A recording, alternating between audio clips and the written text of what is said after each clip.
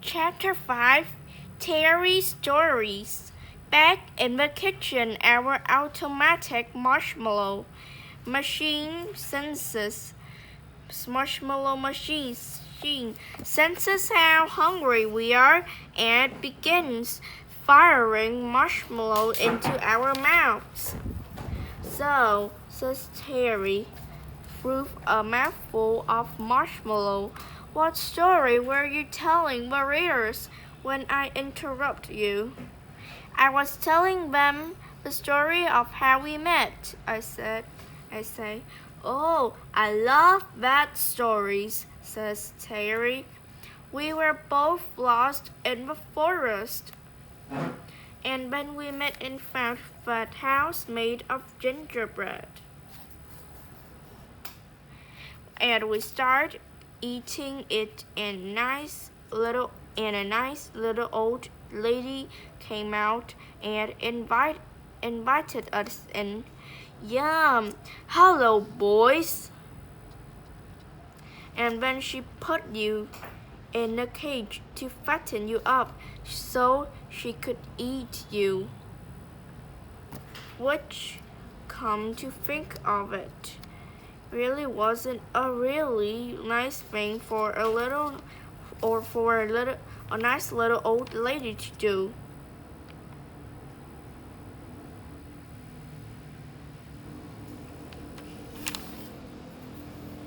So I pushed her into the oven, which, come to think of it, wasn't a very nice thing for me to do. But, Terry, I say, that's not a story of how we met.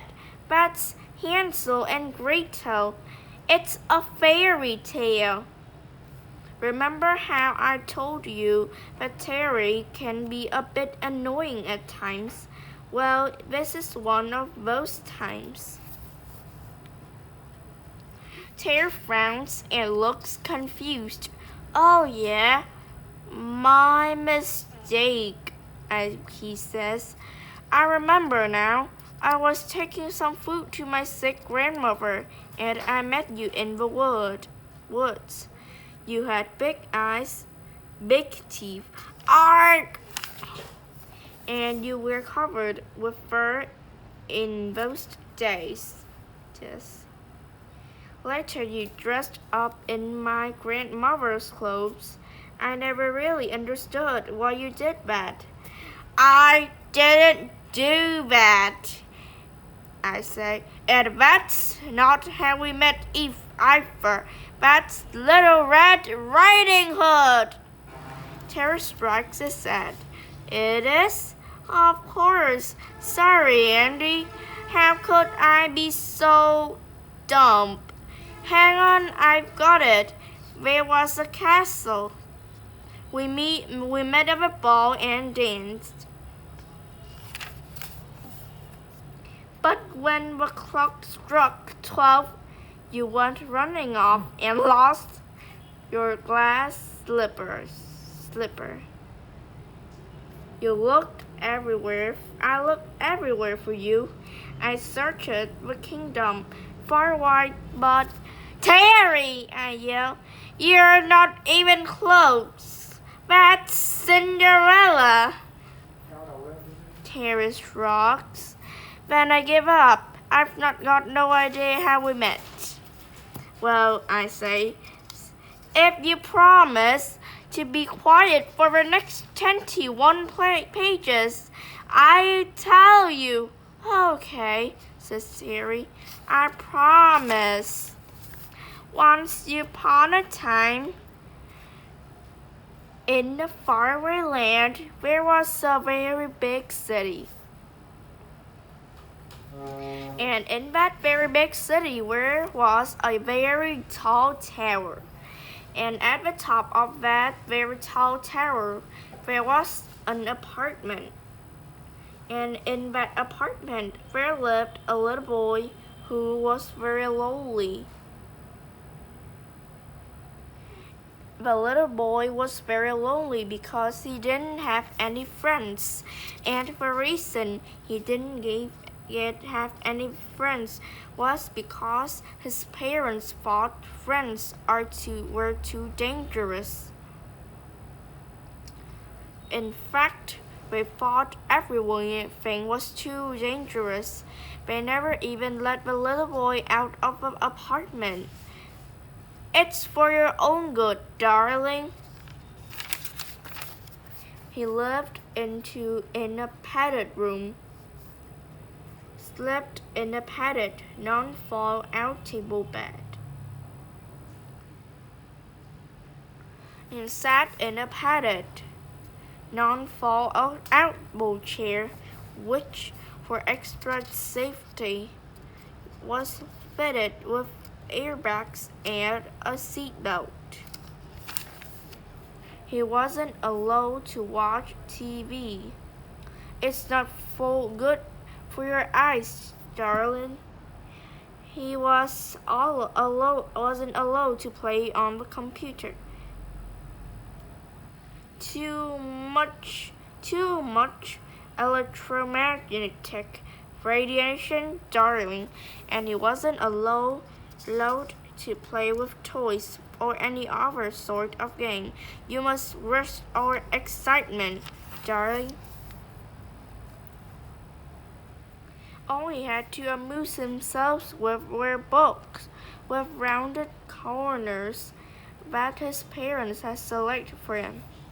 These books contained no harmful ideas, no character doing dangerous things, nor any stories involving dangerous or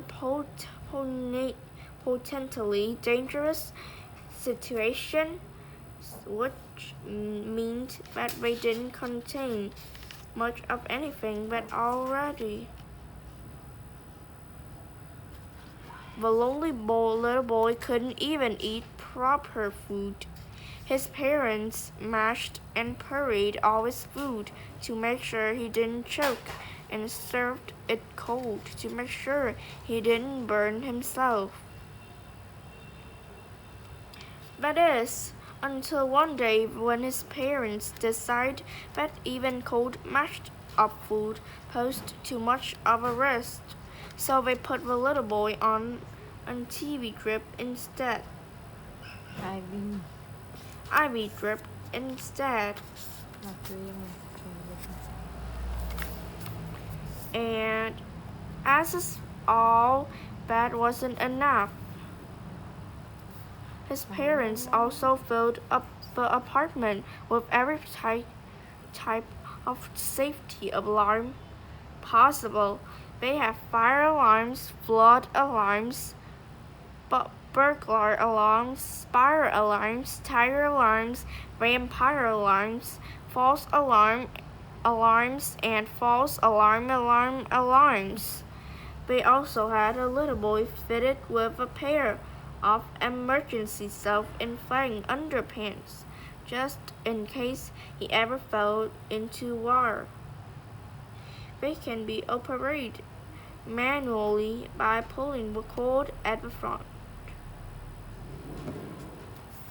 Now you might think emergency self-inflating underpants are a really crazy idea, considering the little boy never even left the apartment.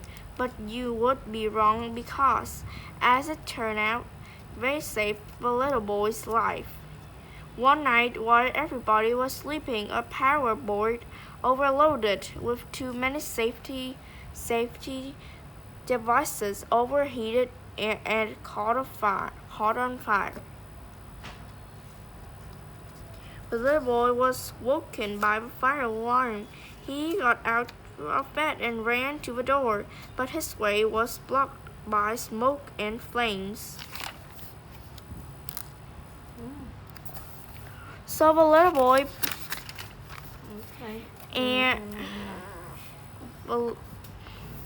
he ran to the window, but of course it was locked.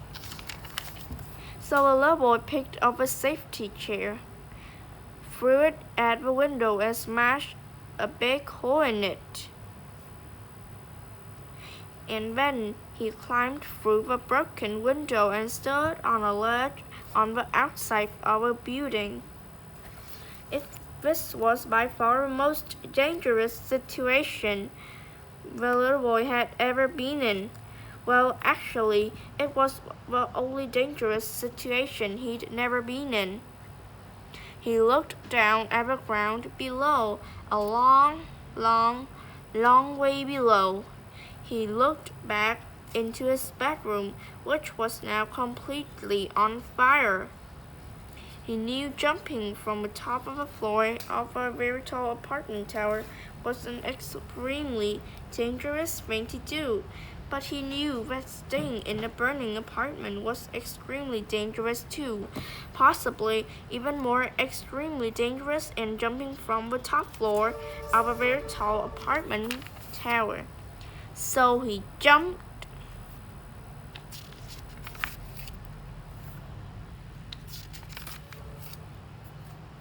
Down, down, down the little boy fell, but he didn't hit the ground. He hit a tree and then bounced off that tree into another tree and then bounced off that tree and hit another tree. Bong! And then hit a few more trees. Bong, bong, boing, clunk, slap, before falling with a big splash into a nearby river. Splash.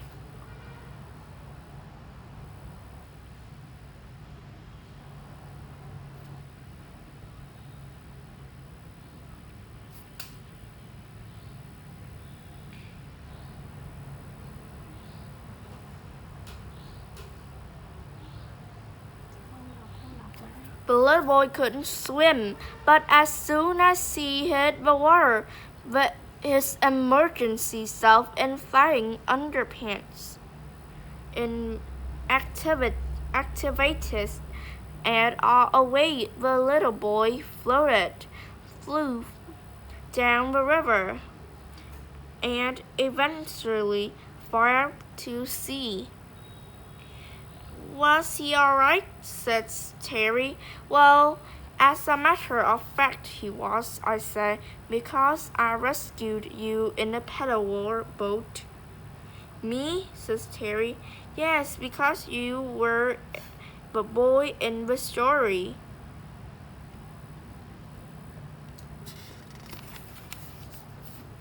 I was? Oh yes, now I remember. It was me. Of course, it was me all along. But what were you doing in the paddle boat? Well, that's actually a whole other story, I say. Is it a long story? Kind of. Can we get an ice cream first? What a good idea, I say. Let's go visit Edward Scooperhands.